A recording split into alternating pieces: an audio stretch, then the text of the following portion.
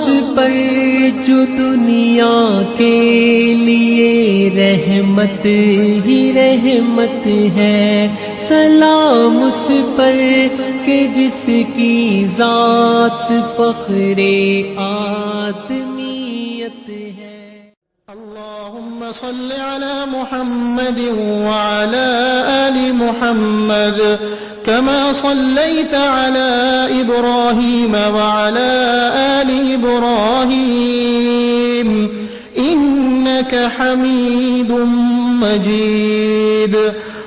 اللهم بارك على محمد وعلى آل محمد كما باركت على إبراهيم وعلى آل إبراهيم إنك حميد مجيد۔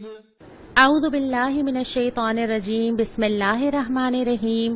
کلاس نمبر 8 ہم شروع کرنے جا رہے ہیں اور آج ہم نے مدینہ کے دور کا آغاز کرنا ہے۔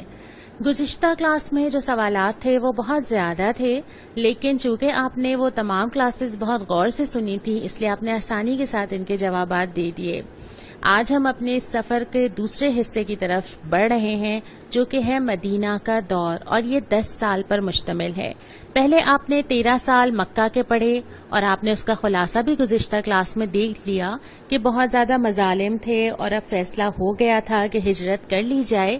آج کی اس کلاس میں جو کہ ہجرت کا بلکہ مکہ کا بالکل آخری سال اور مدینہ کا ابتدائی سال ہے، آج ہم پڑھیں گے کہ ہجرت کا حکم کیسے آیا، وہاں سے نکلے کیسے، پھر راستے میں کیا کیا پیش آیا، پھر مدینہ کیسے آمد ہوئی، اور مدینہ آنے کے بعد جو فوراً پہلے اقدامات لیے گئے وہ کیا تھے۔ آپ نے ہم آخری دفعہ جہاں پہ پڑھا تھا اور ہم نے اپنی بات مکمل کی تھی وہ یہ تھا کہ نبی کریم صلی اللہ علیہ وسلم نے تمام مسلمانوں کو اس بات کی اجازت دے دی تھی کہ وہ ہجرت کریں، اور سب نے کچھ ایک ایک دو دو کر کے وہاں سے جانا شروع کر دیا تھا، لیکن آپ صلی اللہ علیہ وسلم اللہ تعالیٰ کے حکم کا انتظار کر رہے تھے۔ پھر ایک روز ایسا ہوتا ہے کہ حضرت جبرائیل علیہ السلام آتے ہیں اور بتا دیتے ہیں کہ بس اب آپ کی ہجرت کا بھی حکم ہو گیا ہے اور آپ بھی اس وادی سے نکل جائیے۔ آپ صلی اللہ علیہ وسلم حضرت ابو بکر کے گھر جاتے ہیں اور ان سے کہتے ہیں کہ کچھ تنہائی میں بات کرنی ہے۔ وہ کہتے ہیں کہ یہاں آپ کے گھر والوں یعنی حضرت عائشہ جن سے نکاح ہوا تھا، وہ کہتے ہیں کہ بس گھر والے ہیں اور یہاں پہ کوئی نہیں ہے۔ پھر آپ ان کو اطلاع کرتے ہیں کہ ہمیں نکلنا ہے۔ وہ پوچھتے ہیں یا رسول اللہ میں بھی؟ آپ کہتے ہیں کہ ہاں، اور پھر تیاری کا آغاز کر دیا جاتا ہے۔ اس وقت آپ صلی اللہ علیہ وسلم کی دل کی جو کیفیت تھی وہ مختلف کتابوں میں الفاظ ملتے ہیں۔ کہیں آتا ہے اے مکہ تو مجھے تمام دنیا سے زیادہ عزیز ہے، مگر تیرے فرزند مجھے یہاں رہنے نہیں دیتے۔ آپ سمجھ سکتے ہیں کہ وہ جگہ جہاں انسان پیدا ہوا ہو، جہاں زندگی کا بڑا حصہ گزر گیا ہو، اس جگہ کو چھوڑنا، اس مجبوری کی حالت میں چھوڑنا اور دین کے لیے اپنی تمام چیزیں پیچھے چھوڑ کے چلے جانا، یہاں تک کہ خانہ کعبہ کو بھی چھوڑ کے چلے جانا، کتنا یہ دل پہ گراں ہوگا اور کتنی دل کے اندر یہ تکلیف ہوگی کہ کاش یہ لوگ سمجھ جاتے۔ پھر وہ رات آتی ہے جب کہ ہجرت کا فیصلہ ہو گیا ہے۔ ایک طرف ہم یہ جانتے ہیں کہ قریش نے دارالندوہ میں جمع ہو کے یہ پلاننگ کی تھی کہ بس اب ہم نے چھوڑنا نہیں ہے اور ہر قبیلے نے ایک شخص کو جو سب سے طاقتور ہو ہتھیار دے کے بھیجنا ہے اور چاروں طرف سے گھیر لینا ہے۔ اپنی منصوبہ بندی پہ عمل کرتے ہوئے وہ آتے ہیں اور آپ صلی اللہ علیہ وسلم کے مکان کا گھیراؤ کر لیتے ہیں۔ دوسری طرف آپ صلی اللہ علیہ وسلم اس حالت میں بھی جب اس شہر سے اس طرح نکالے جاتے ہیں، آپ حضرت علی رضی اللہ تعالی عنہ ان کے سپرد امانتیں کرتے ہیں، اور وہ تمام چیزیں جو قریش ان کے پاس رکھوایا کرتے تھے وہ دے کے، اور اس کے بعد پھر آپ حضرت علی سے فرماتے ہیں کہ تم میرے بستر پہ لیٹ جاؤ، اور اس کے بعد آپ وہاں سے نکلتے ہیں۔ یہاں پہ ایک کردار حضرت علی کا بھی نظر آتا ہے نا، کہ جن کو معلوم ہے کہ یہاں پہ اللہ کے نبی صلی اللہ علیہ وسلم کے بستر پر ان کی جگہ لیٹ جانے کا مطلب کیا ہے، اور ان کو اندازہ تھا نا کہ کیا کیا پیش آ سکتا ہے۔ اور اس کے بعد پھر آپ صلی اللہ علیہ وسلم سورہ یاسین کی یہ آیت پڑھ کے وہاں سے نکلتے ہیں۔ ایک روایت میں یہ بھی آتا ہے کہ آپ کے ہاتھ میں مٹی تھی جس کو آپ نے ان کفار کی طرف پھینکا اور ان کو محسوس ہوا کہ گویا ان کو کچھ نظر نہیں آ رہا، اور آپ صلی اللہ علیہ وسلم وہاں سے نکل جاتے ہیں اور ان کو پتہ بھی نہیں چلتا۔ اگلے روز جب ان کو پتہ چلتا ہے تو شدید غم و غصہ ہوتا ہے کہ وہ وہاں دیکھتے ہیں کہ وہاں پہ آپ صلی اللہ علیہ وسلم کی جگہ حضرت علی رضی اللہ تعالی عنہ ہیں. ان کو لے جایا جاتا ہے، حرم کعبہ میں محبوس رکھا جاتا ہے اور اس کے بعد پھر چھوڑ دیا جاتا ہے. لیکن تلاش شدت سے شروع ہو جاتی ہے، تمام راستوں پہ پہرے دیے جا رہے ہوتے ہیں، انعام کا اعلان کیا جاتا ہے. اور دوسری طرف آپ صلی اللہ علیہ وسلم حضرت ابو بکر صدیق رضی اللہ تعالی عنہ کے ساتھ نکلتے ہیں، لیکن راستہ مختلف اختیار کرتے ہیں. اور اس کے بعد پھر پہلے آپ غار ثور پہنچتے ہیں اور وہاں پر 3 دن کا قیام ہوتا ہے. ایک چھوٹی سی جگہ ہے، آپ جانتے ہیں کہ خوف کا عالم بھی ہوگا، آگے کیا پیش آنے والا ہے. اللہ کی مدد اور اللہ کے بھروسے کے علاوہ ہاتھ میں کچھ نہیں ہے. لیکن وہاں پہ جب 3 دن گزارتے ہیں، اس اثناء میں مکہ کے اطراف میں بھرپور کوششیں ہو رہی ہیں، ڈھونڈا جا رہا ہے. وہاں پر حضرت عبداللہ رضی اللہ تعالی عنہ جو حضرت ابو بکر رضی اللہ تعالی عنہ کے بیٹے تھے، وہ وہاں پر آیا کرتے تھے، رات وہاں پہ گزارا کرتے تھے، خبر بتایا کرتے تھے کہ مکہ میں کیا ہو رہا ہے، اور صبح وہاں سے روانہ ہو جاتے تھے. حضرت عامر بن فہیرہ جو حضرت ابو بکر کے غلام تھے، وہ بکریاں ہانکتے ہوئے اس طرح آتے تھے کہ رات میں وہ غار تک پہنچ جائیں. وہاں پہ وہ بکریوں کا دودھ دو دیتے تھے اور آپ صلی اللہ علیہ وسلم اور حضرت ابو بکر وہ دودھ پی لیا کرتے تھے، اور صبح صبح وہ اپنی بکریاں لے کے حسب معمول ہانکتے ہوئے چلے جاتے تھے. حضرت اسماء رضی اللہ تعالی عنہا جو حضرت ابو بکر صدیق رضی اللہ تعالی عنہ کی صاحبزادی تھیں، ان کے بارے میں بھی ملتا ہے کہ وہ کھانا پہنچایا کرتی تھیں. یہ تمام چیزیں جاری تھی. لیکن اسی دوران میں یہ ہوتا ہے کہ جب کفار تلاش کرتے کرتے آتے ہیں تو وہ غار ثور تک پہنچ جاتے ہیں، یہاں تک کہ حضرت ابو بکر پریشان ہوتے ہیں کہ اگر انہوں نے جھک کے دیکھ لیا، اگر ان کو نظر آ گیا تو یہ تو ہمیں پا لیں گے، ان کو تو پتہ چل جائے گا. اور وہ پریشان ہو کے آپ صلی اللہ علیہ وسلم سے اس کا اظہار کرتے ہیں. تو آپ صلی اللہ علیہ وسلم جو جواب دیتے ہیں، قرآن بھی اس کو ذکر کرتا ہے، لا تحزن ان اللہ معنا، گھبراؤ نہیں، غمزدہ نہ ہو، اللہ ہمارے ساتھ ہے نا. اسی بھروسے پہ تو نکلے ہیں صرف اور صرف. اور جب اللہ جس انسان کے ساتھ ہو جائے، اس کو زندگی کے کسی مرحلے پہ وہ تنہا نہیں چھوڑتا ہے. زندگی کی پریشانیاں، غم، فیصلے کرنا، بہت ساری چیزیں سمجھ نہیں آتی، لیکن اگر یہ یقین ہم سب کے ساتھ ہو جائے نا کہ ایک سپر پاور اللہ ہمارے ساتھ ہے، تو ہمیں تسلی ہوتی ہے کہ وہ ہمیں گرنے نہیں دے گا، وہ ہمیں ٹھوکر نہیں لگنے دے گا. اور دین کی راہ پہ چلتے ہوئے بھی اگر یہ تسلی رہے، انسان کے قدم کبھی نہیں ڈگمگاتے. اب سفر کا دوبارہ آغاز ہوتا ہے اور عبداللہ بن اریقز یہ ایمان نہیں لایا تھا، یہ کافر تھا، لیکن ایک صالح فطرت شخص تھا. حضرت ابو بکر نے اس سے ڈیل کی ہوئی تھی کہ یہ 3 روز کے بعد آئے گا اور وہاں سے اونٹ لے کر آئے گا اور پھر یہ بطور گائیڈ ساتھ ساتھ رہے گا. وہ لے کر چلتا ہے اور جو راستے آپ کو اس وقت نظر آ رہا ہے کہ ایک عمومی راستہ تھا جس میں سب لوگ سفر کیا کرتے تھے، وہ عمومی راستہ اختیار نہیں کیا گیا، بلکہ اس سے ہٹ کے تھوڑا سا طویل راستہ تھا، تھوڑا اس پہ وقت زیادہ لگنا تھا، لیکن اس راستے کو اختیار کیا گیا جو آپ کو ہرے رنگ کی لائن یہاں پر نظر آ رہی ہے. اس سے سفر لمبا تو ہو گیا لیکن تلاش کرنے والوں کے لیے مشکل ہو گیا. پھر آپ صلی اللہ علیہ وسلم اس راستے پہ سفر کرتے گئے اور چلتے گئے یہاں تک کہ آپ قبا پہنچ گئے. قبا ابھی مدینہ سے 3 میل کے فاصلے پر ہے، لیکن لوگ منتظر تھے وہاں پر بھی کہ آپ آئیں گے. قبا پہنچ کر آپ نے پھر وہاں پہ قیام کیا. تقریباً مختلف روایات میں 4 سے 14 دن کا یہ عرصہ ملتا ہے، اور وہاں پر پہلی مسجد قائم کی گئی تقوی کی بنیاد پہ، جس کا نام ہے مسجد قبا، اور سورہ توبہ میں بھی اس کا ذکر کیا گیا ہے جو آیت آپ کے سامنے ہے. یہاں سے پھر دوبارہ نکلتے ہیں اور مدینہ کی طرف روانہ ہوتے ہیں. راستے میں پہلی نماز جمعہ بنو سالم کے مقام پہ پڑھی جاتی ہے اور یہیں پر پہلا خطبہ جمعہ دیا جاتا ہے. یہ تو وہ سفر ہے جو آپ صلی اللہ علیہ وسلم کر رہے تھے. دوسری طرف مدینہ کے وہ لوگ تھے جو منتظر تھے. لوگ روز جاتے تھے، جھانک جھانک کے دیکھتے تھے، ٹیلوں پہ چڑھ جاتے تھے، وہاں سے سب لوگ خبر لینے کی کوشش کرتے تھے. ان کو یہ تو پتا تھا نا کہ اللہ کے نبی صلی اللہ علیہ وسلم آنے والے ہیں. ایگزیکٹ ٹائم تو ان کو نہیں معلوم تھا، لیکن اتنے بے قرار تھے، اتنے بے چین تھے کہ لوگ گروہوں کی شکل میں نکل کے جا کے دیکھتے کہ کوئی خبر ہے، کسی کو کچھ پتا ہے، آ جائیں گے، شاید کل تک تک آ جائیں. آپ تصور کر سکتے ہیں نا کہ ان کے دل کی کیا کیفیت ہوگی اس وقت. اور پھر ایک دن ایسا آتا ہے کہ ایک پکارنے والا پکارتا ہے کہ محمد صلی اللہ علیہ وسلم آ گئے, اور لوگ باہر نکل آ جاتے ہیں. شاندار استقبال ہوتا ہے, خوشی کا سما ہوتا ہے.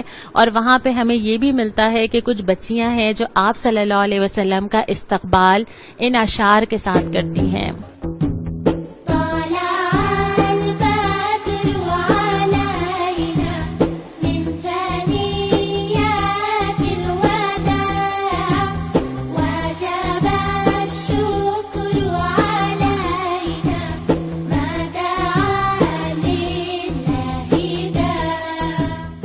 آپ صلی اللہ علیہ وسلم اس استقبال کے ساتھ مدینہ میں داخل ہوتے ہیں.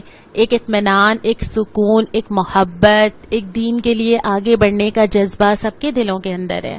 اور پھر ہر ایک یہ چاہتا ہے کہ آپ صلی اللہ علیہ وسلم میرے گھر جائیں, میرے ساتھ رہیں, میری جگہ پہ اتریں. لیکن پھر آپ صلی اللہ علیہ وسلم حضرت ابو ایوب انصاری رضی اللہ تعالی عنہ کے گھر قیام کرتے ہیں. اس کے بارے میں دو روایات ملتی ہیں. ایک یہ ہے کہ آپ کہتے ہیں کہ اونٹنی کو چھوڑ دو, جہاں یہ بیٹھ جائے گی وہیں پہ میرا قیام ہوگا. اور ایک روایت یہ بھی ملتی ہے کہ قرا ڈالا گیا. بہرحال دونوں صورتوں میں ہوا یہی کہ حضرت ابو ایوب انصاری رضی اللہ تعالی عنہ کا گھر وہ مسکن بنا جہاں اللہ کے نبی صلی اللہ علیہ وسلم نے سب سے پہلے قیام فرمایا. یہیں پہ پھر آپ نے اپنے اہل خانہ کو بھی بلوایا, اور اس کے بعد پھر اسی سال آپ صلی اللہ علیہ وسلم کی حضرت عائشہ سے جو نکاح ہوا تھا وہ رخصتی بھی ہوئی. مدینہ پہنچنے کے بعد کچھ اہم اقدامات کیے گئے جو سب سے پہلے ہی کرنے چاہیے تھے. ایک اسلامی ریاست کی بنیاد رکھی جا رہی ہے نا. آپ صلی اللہ علیہ وسلم کو اچھی طرح معلوم ہے اور صحابہ کو بھی معلوم ہے کہ اگر ہم مکہ سے مدینہ کا سفر ہوا ہے تو اس کی وجہ یہی ہے کہ یہاں ہم نے قائم کر کے دکھانا ہے کہ اسلام ہوتا کیا ہے. یہ ہے وہ جگہ جہاں پہ اللہ اور اس کے رسول وہ تمام تعلیمات کو نافذ کر کے دکھائیں گے جو کہ قرآن چاہتا ہے یا پھر جو اللہ تعالیٰ کا مطلوب سسٹم ہے. سب سے پہلے چیز یہ کی جاتی ہے کہ پارلیمنٹ بنائی جاتی ہے, مسجد نبوی کی تعمیر کی جاتی ہے, اور یہ پہلا قدم تھا. آپ وہ جگہ منتخب کرتے ہیں جہاں آپ کی اونٹنی بیٹھی تھی, اور وہاں پہ اس زمین کے پوچھتے ہیں کہ کون ہے اس کا مالک. تو معلوم ہوتا ہے کہ 2 یتیم بچے ہیں. آپ چاہتے ہیں کہ ان سے خریدیں, وہ منع کرتے ہیں, لیکن بہرحال ان کو قیمت دی جاتی ہے, وہ زمین لے لی جاتی ہے, اور آپ صلی اللہ علیہ وسلم صحابہ کے ساتھ مل کر اس کی تعمیر شروع کرتے ہیں. دل کے اندر کتنا جوش, جذبہ, امید, کیا کچھ ہوگا نا اس وقت. اور آپ صلی اللہ علیہ وسلم ساتھ ساتھ شریک تھے, اور جو الفاظ آپ کی زبان پہ تھے وہ سنیے. آپ کہتے ہیں اللہم لا عیش الا عیش الاخرہ فاغفر للانصار والمہاجرہ. اے اللہ, زندگی تو بس آخرت کی زندگی ہے, سارے عیش وہیں کے ہیں, انصار اور مہاجرین کو بخش دے. لوگوں کے اندر کتنا جذبہ پیدا ہوتا ہوگا ان الفاظ کے ساتھ. مسجد نبوی تعمیر کی گئی, اس کے ساتھ ساتھ 2 چیزیں اور تعمیر کی گئیں. ایک تو وہ حجرات تھے جو آپ صلی اللہ علیہ وسلم نے جہاں مقیم رہنا تھا وہ پہلے کم تھے اور پھر اس کے بعد ان میں اضافہ کیا گیا. دوسرا ایک صفہ کا چبوترا بنایا گیا. یہاں پہ وہ لوگ ہوتے تھے جن پہ معاش کی ذمہ داریاں بہت زیادہ نہیں تھیں, شادی شدہ نہیں تھے یا فیملیز نہیں تھیں, اور یہ لوگ یہاں پہ بیٹھ کے علم بھی حاصل کیا کرتے تھے, حدیثیں بھی لکھا کرتے تھے. تو یہاں پہ ان کے لیے ایک باقاعدہ جگہ تعمیر کی گئی, اور ان کی کفالت یا ان کو کھانا کھلانا اکثر یہ ہوتا تھا کہ دوسرے صحابہ اٹھا لیتے تھے. تو ان 3 چیزیں یعنی مسجد, حجرات اور صفہ پر مبنی ایک پوری تعمیر کی گئی. دوسری چیز پھر یہ سوال ہوا کہ اچھا نمازیں یہاں پر ادا ہوں گی تو بلایا کیسے جائے گا. اس کے لیے سب سے رائے لی گئی. حضرت عمر کی رائے کا بھی ذکر ہے کہ انہوں نے کہا کہ پکارا جائے, اور پھر آخر میں یہ قبول کی گئی, اور اذان کا آغاز اسی وقت ہوا جو آج تک ہمارے کانوں میں 5 وقت گونجتی ہے. تیسری چیز کیا ہوئی کہ آپ صلی اللہ علیہ وسلم نے دنیا کی تاریخ کا ایک مثالی مواخات کا نظام بنایا, بھائی چارے کا نظام. انسان کی نفسیات کو سوچئے, ہم سب چاہتے ہیں جو ہو میں رکھ لوں, جو ہو اپنے لیے اور اپنے آنے والوں کے لیے جمع کر لوں, کچھ دوں تو کیوں دوں. لیکن وہ نظام ایسا تھا چونکہ امت واحدہ ہے اس لیے اس میں میں نہیں تھا, وہ ہم ہو چکا تھا. اور اس میں یہ تھا کہ پیئرنگ کر دی گئی کہ ایک انصار ایک مہاجر کا ذمہ لے لے, اور وہ دونوں بھائی بھائی تصور ہوں گے اور ہر چیز میں شریک کریں گے. اور یہ ایک عرصے تک جاری رہا بغیر کسی نیگیٹیوٹی کے, بغیر کسی دل کی تنگی کے. کیا اللہ کی جنت کا سودا کرنے کے بعد ہی یہ پیدا ہو سکتا ہے نا. اگر کوئی انسان دنیا چاہتا ہوگا وہ دنیا شیئر نہیں کرے گا. یہ ہمت ہوگی کہ جو میرا مال ہے وہ اللہ کے لیے لگ جائے, کسی مسلمان بھائی کی ضرورت پوری ہو جائے, اللہ کے دین کے کام آ جائے, لیکن اس کے بدلے مجھے تو جنت ملے گی نا. یہ یقین ہی ایسا ایثار پیدا کر سکتا ہے. اگلی اہم چیز جو آپ صلی اللہ علیہ وسلم نے کی کسی بھی اسلامی ریاست کے لیے, وہ پہلی چیز ہے دستور کی تیاری یا کانسٹیٹیوشن کی بیس بننا, اور اسے میثاق مدینہ کہا جاتا ہے. مدینہ پہنچنے کے بعد آپ نے سب سے پہلے وہ معاہدہ کیا, اور یہ معاہدہ مسلمانوں کا بھی مسلمانوں کے ساتھ ہے اور مسلمانوں کا یہودیوں کے ساتھ بھی ہے. جتنے لوگ مدینہ میں آباد ہیں آپ جانتے ہیں نا, اس وقت وہ بھی ہیں مہاجرین جو لٹے پٹے وہاں سے آئے ہیں, وہ انصار بھی ہیں جنہوں نے بہت خوش دلی سے ویلکم کیا ہے, وہ مشرکین بھی ہیں جو وہاں پہ مقیم ہیں, اور وہ یہودی بھی ہیں جو کہ دل سے ساتھ نہیں ہیں لیکن اس وقت مغلوب ہیں اور کسی بھی موقع کو چھوڑیں گے نہیں. ان سب کے لیے مجموعی طور پہ جو معاہدہ کیا گیا, اس کے کچھ اہم نکات میں آپ کے سامنے رکھتی ہوں تاکہ آپ کو اندازہ ہو جائے کہ اسلامی ریاست کی یہ بیس ہے, یہیں سے شروع ہوتی ہے اسلامی ریاست. کچھ چیزیں یہ طے کہی گئیں کہ جو چیزیں پہلے چل رہی تھیں وہ چلتی رہیں گی. خون بہا, فدیہ, یہ ساری چیزیں پہلے بھی ہوتی تھیں. کوئی کسی کو قتل کرتا ہے, قصاص لیا جاتا ہے یا رقم لی جاتی ہے, وہ جاری رہے گا. یہودیوں کو مذہبی آزادی ہوگی اور ان سے کوئی تعرض نہیں کرے گا, وہ بطور ذمی اپنی جگہ پہ اپنی تمام چیزیں انجام دے سکتے ہیں لیکن غالب بہرحال نہیں آ سکتے. مسلمان اور یہودی آپس میں دوستانہ برتاؤ رکھیں گے. ان میں سے کسی کو بھی لڑائی پیش آئے گی تو سب ایک دوسرے کی مدد کریں گے, لیکن قریش کو کوئی امان نہیں دے گا. اگر مدینہ پہ حملہ ہوگا تو دونوں فریق مل کے مقابلہ کریں گے. کوئی صلح کرے گا تو دوسرا بھی اس میں شامل ہوگا, لیکن مذہبی لڑائی سے مستثنا ہے. مظلوم کی مدد اور ظالم کو روکنے کے لیے سب شریک ہوں گے. اور بہت ساری چیزیں ایسی تھیں کہ زیادتی, ظلم, گناہ, فساد کسی کے خلاف بھی برداشت نہیں کیا جائے گا. اور سب سے اہم ترین شیخ جو اسلام کی ریاست کی بنیاد ہے, جو پاکستان کی ریاست کی بنیاد ہے, وہ کیا ہے کہ ہر معاملے میں آخری فیصلہ اللہ اور رسول صلی اللہ علیہ وسلم کا ہوگا. یہ ایک جملہ نا صرف ریاست نہیں, یہ میری زندگی, میرا گھر, میری خوشی, میری غمی, میرے پارلیمنٹس, میرے بازار, میری شادیاں, میری ایجوکیشن, میرا سوشل سسٹم, میرا معاشی نظام, میرا سیاسی نظام, میری حکومت, یہ ایک جملہ ہر جگہ درکار ہے. اور اس کے بغیر اسلام پہ عمل نہیں ہو سکتا کہ جو چیز اللہ اور اس کے رسول نے بتا دی ہے اس کو تو امپلیمنٹ ہونا ہی ہونا ہے, اور اس سے ٹکرانے والی کوئی چیز, کوئی بھی انسان, کوئی بھی ریاست, کوئی بھی نظام برداشت نہیں کرے گا. تو یہیں سے نبی کریم صلی اللہ علیہ وسلم نے شروع کیا. یہ آسان کام بہرحال نہیں تھا. جتنے لوگ اس وقت سرنڈر کر رہے تھے ان میں ہر طرح کے لوگ شامل تھے. آگے کیا کیا فیس کیا ہم انشاءاللہ تعالی اگلی کلاس میں پڑھیں گے. آج کی حدیث حضرت عمر بن عبسہ کے سوال کے بارے میں ہے. ایک طویل حدیث ہے جس میں انہوں نے رسول اللہ صلی اللہ علیہ وسلم سے بہت سے سوال کیے, لیکن ایک سوال جو ان کا ہجرت کے بارے میں تھا کہ یا رسول اللہ صلی اللہ علیہ وسلم کون سی ہجرت افضل یا معیاری ہے. آپ نے فرمایا وہ یہ کہ تم ان چیزوں سے کنارہ کش ہو جاؤ جو تمہارے پروردگار کو ناپسند ہے. اور یہ پوری لائف کی جدوجہد ہے, پوری زندگی کرنا ہے نا, زندگی صبح بھی, دوپہر بھی, شام بھی, ہر وقت مجھے اور آپ کو یہ ہجرت کرنی ہے. کچھ چیزوں کو چھوڑنا ہے اور کچھ چیزوں کی طرف قدم بڑھانا ہے. آج کی سنت نبی کریم صلی اللہ علیہ وسلم کا پسندیدہ رنگ ہے. آپ نے فرمایا سفید لباس پہنا کرو, سفید ہی کپڑے میں اپنے مردوں کو کفن دو, یہ زیادہ پاکیزہ اور زیادہ پسندیدہ ہے. سفید لباس ہم پہنتے ہی ہیں, لیکن اگر ہم اس کو سنت پہ عمل کی نیت کر کے پہنیں گے تو یہ ہمارے لیے ثواب کا سبب بھی بنے گا. آج کا سوال یہ ہے کہ ابھی جو ہم نے ہجرت کا یہ پورا سفر پڑھا, اس پورے سفر میں حضرت ابو بکر صدیق رضی اللہ تعالی عنہ کے کردار سے ہمیں کیا رہنمائی ملتی ہے, یہ آپ مجھے لکھ کر بھیجیں گے. اسی پر ہم اس پورا ہفتہ غور کریں گے. آپ نے اس پورے ہفتے میں بہت ساری اپنی پسندیدہ نعتیں مجھے بھیجیں, اور میں نے آپ سے یہ وعدہ کیا تھا کہ ہم بھی اپنی پسندیدہ نعت آپ کو سنائیں گے. تو آج کی یہ کلاس جو ہے وہ ہم آج اپنی پسندیدہ نعت پہ مکمل کرتے ہیں. انشاءاللہ ہم مدنی دور کا دوسرا سال اگلے ہفتے پڑھیں گے. السلام علیکم ورحمۃ اللہ. اللہ اللہ اللہ اللہ اللہ اللہ اللہ اللہ سلام اس پر جو دنیا کے لیے رحمت ہی رحمت ہے، سلام اس پر کہ جس کی ذات فخر آدمیت ہے، سلام اس پر کہ اسرار محبت جس نے سمجھائے، سلام اس پر کہ جس نے زخم کھا کر پھول برسائے، اللہ اللہ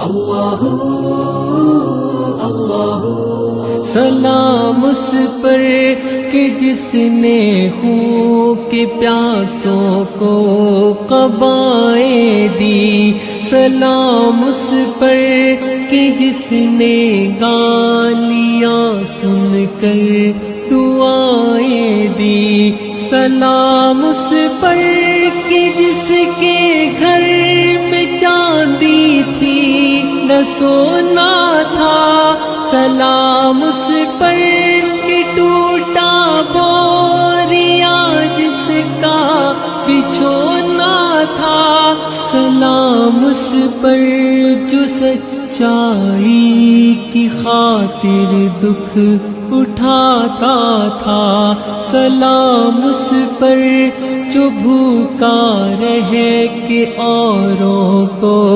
کھلاتا تھا، سلام اس پر جو امت کے لیے راتوں کو روتا تھا، سلام اس پر جو فرش خاک پر جاڑے میں سوتا تھا، سلام اس پر کہ جس نے جھولیاں بھر دی فقیروں کی، سلام اس پر کہ مشکیں کھول دی جس نے اسیروں کی، سلام اس پر کہ جس نے فضل کے موتی بکھیرے ہیں، سلام اس پر پروں کو جس نے فرمایا کہ میرے ہیں،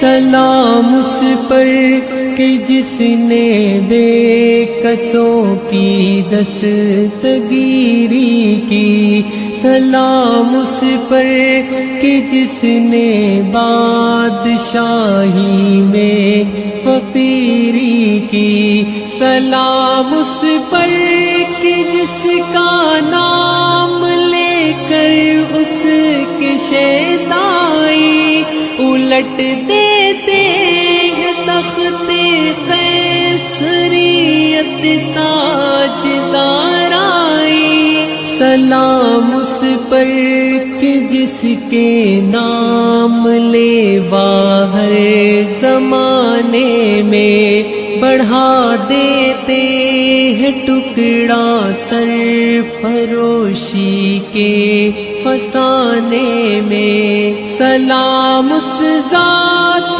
پر جس کے پریشان حال دیوانے سنا سکتے ہیں، اب بھی خال تو ہے در کے افسانے، اللہ اللہ اللہ اللہ سلام اس پر جو دنیا کے لیے رحمت ہی رحمت ہے، سلام اس پر کہ جس کی ذات فخر آدمیت ہے، اللہ اللہ اللہ اللہ اللہ اللہ اللہ